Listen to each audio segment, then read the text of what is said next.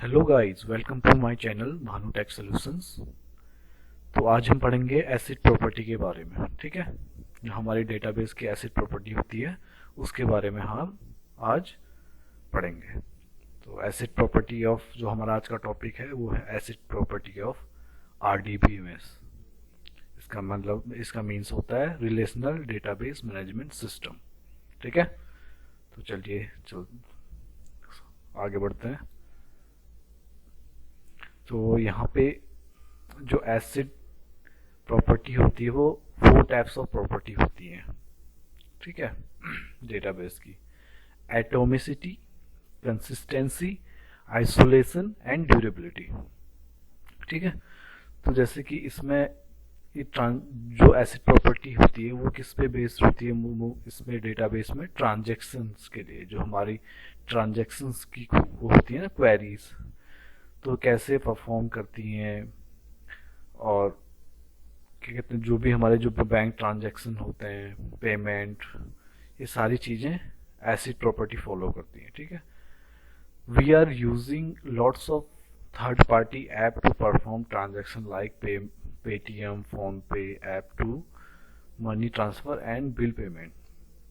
हम क्या करते हैं, बहुत सारे थर्ड पार्टी टूल यूज़ करते हैं, जैसे कि पेटीएम हो गया, फोन पे हो गया, एंड किसके लिए करते हैं, मनी ट्रांसफर के लिए। ठीक है, तो मनी ट्रांसफर, बिलिंग, पेमेंट या जो भी है उसके लिए हम पेमेंट करते हैं। ठीक है, तो फर्स्ट ऑफ ऑल इसमें जो एटोमिसिटी है वो क्या है। ठीक है, एटोमिसिटी मीन्स एदर, ऑल और नल।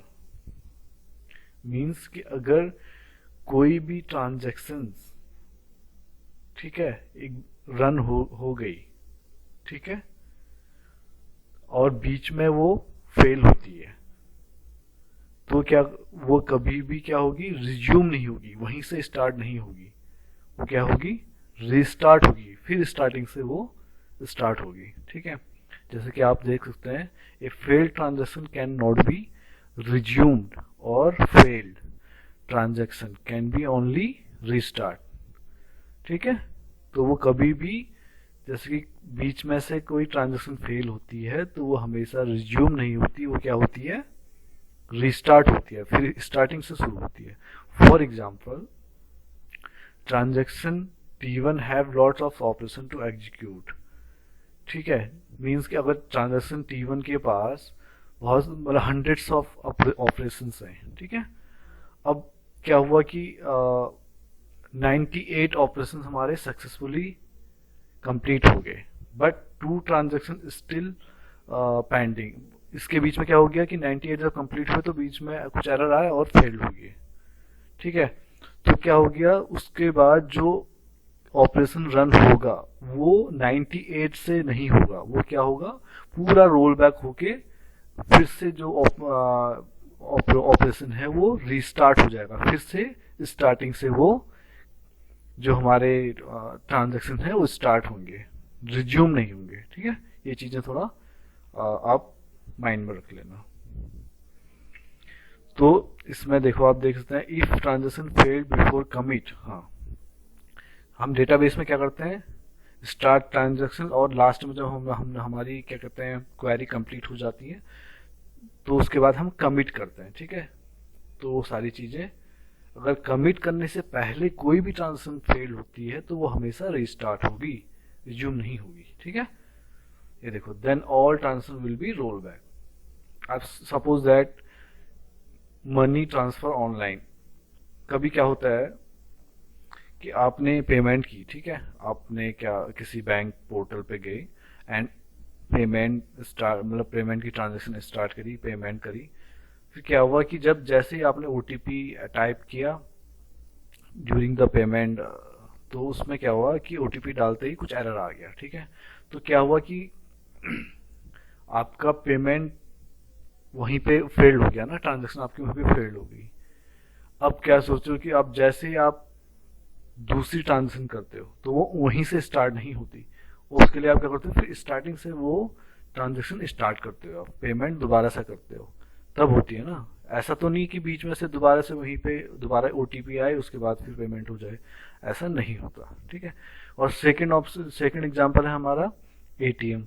अब एटीएम में क्या होता है कि कभी भी आप जैसे एटीएम से पैसे विड्रॉ करने के लिए जाते हो, ठीक है, तो वहां पे जैसे विड्रॉ करते हो आप, तो अमाउंट अमाउंट डालते हो, तो लास्ट में क्या होता है, वहां पे आपको दिखाता है कि पेमेंट विड्रॉ हो गया, मींस आपके हाथ में नहीं आता लेकिन आपके अकाउंट से डिडक्ट हो जाता है।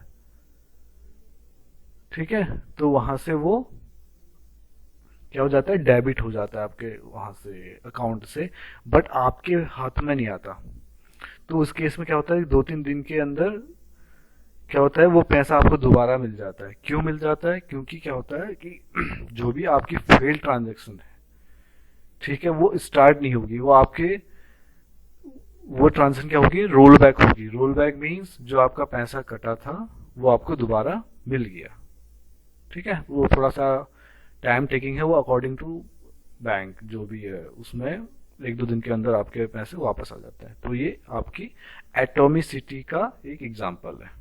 ठीक है, हम नेक्स्ट पढ़ते हैं दूसरी प्रॉपर्टी। दूसरी है हमारी कंसिस्टेंसी। इसमें क्या है कि before transaction start and after transaction completed sum of the total money should be same. Means कि ट्रांजेक्शन के स्टार्ट होने से पहले और ट्रांजेक्शन कंप्लीट होने के बाद जो टोटल मनी होती है, ठीक है, वो सेम होनी चाहिए, ना कि वो चेंज हो जाए। जैसे कि ए अकाउंट ने, अब यहाँ पे आप लेट्स वन ट्रांजेक्शन एग्जांपल लेते हैं हम। जैसे अकाउंट आप देख सकते हैं यहाँ पे अकाउंट ए है एंड अकाउंट बी है।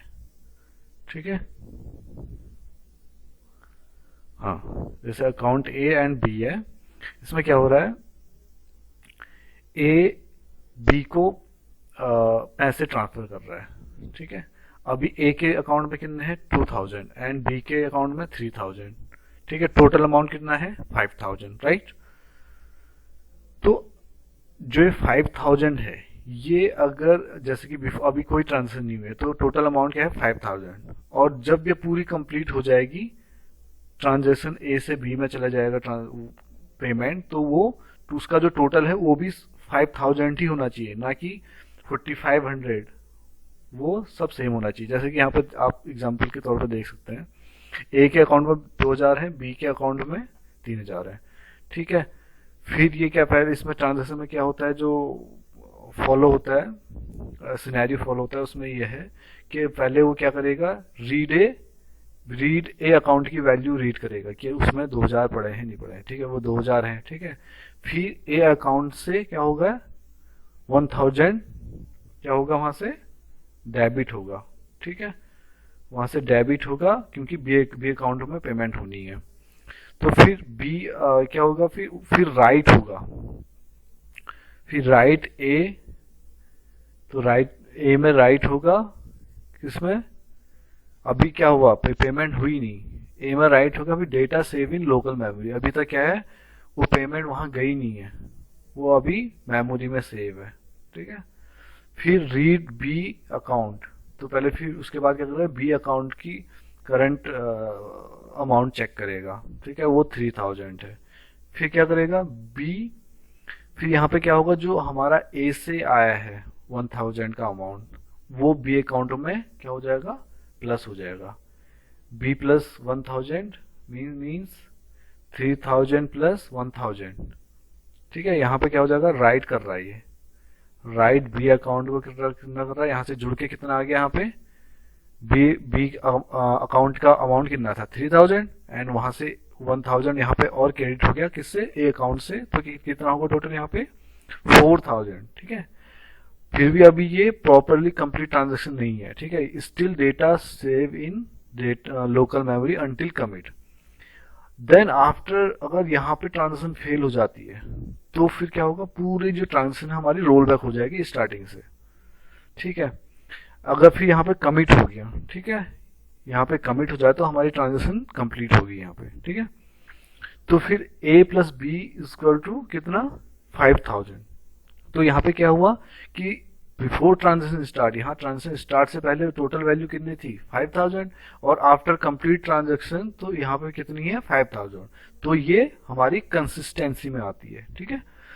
तो इसमें आप देख सकते हैं before the transaction start and after the transaction complete sum of the total money should be same, ठीक है। तो जो हमारी मनी है, टोटल मनी, वो है सेम है स्टार्ट होने से और ट्रांजेक्शन कंप्लीट होने के बाद, ठीक है। तो नेक्स्ट पढ़ते हैं। जो हमारा नेक्स्ट थर्ड एसिड प्रॉपर्टी है वो है आइसोलेशन। आइसोलेशन क्या है? In this property multiple transaction parallelly run, ठीक है। वो क्या होती है? मल्टीपल ट्रांजेक्शन क्या करती हैं? पैरेलली रन करती हैं, ठीक है। इंटर जो क्या करती है? इंटरफेयर ट्रांजेक्शन ईच अदर, एक दूसरे ट्रांजेक्शन को क्या करती है? इंटरफेयर करती है पैरेलली में। एंड व्हाट से आइसोलेशन प्रॉपर्टी, और आइसोलेशन प्रॉपर्टी क्या करती है? That one parallel schedule can convert to serial schedule. ये क्या काम करती है? जो आप हमारे पैरेलल शेड्यूल होते हैं, ठीक है, उनको किस में कन्वर्ट करती है? सीरियल शेड्यूल में। अब पैरेलल शेड्यूल और सीरियल शेड्यूल क्या होता है? आप नीचे देख सकते हैं। पैरेलल शेड्यूल होता है जैसे कि ट्रांजेक्शन 1 हमारी रन होती है, ठीक है, फिर ट्रांजेक्शन 2 रन हुई, ठीक है, फिर ट्रांजेक्शन 2 रन करने के लिए फिर ट्रांजेक्शन 2 रन हुई, फिर ट्रांजेक्शन 1 रन हुई। तो ऐसे एक दूसरे पे डिपेंड है, ठीक है। पहले 1 होगी, फिर 2 होगी, फिर 2 होगी तो फिर 1 होगी, ऐसे ऐसे करके। फिर सीरियल शेड्यूल में क्यों कन्वर्ट कर रहा है? सीरियल शेड्यूल क्या होता है?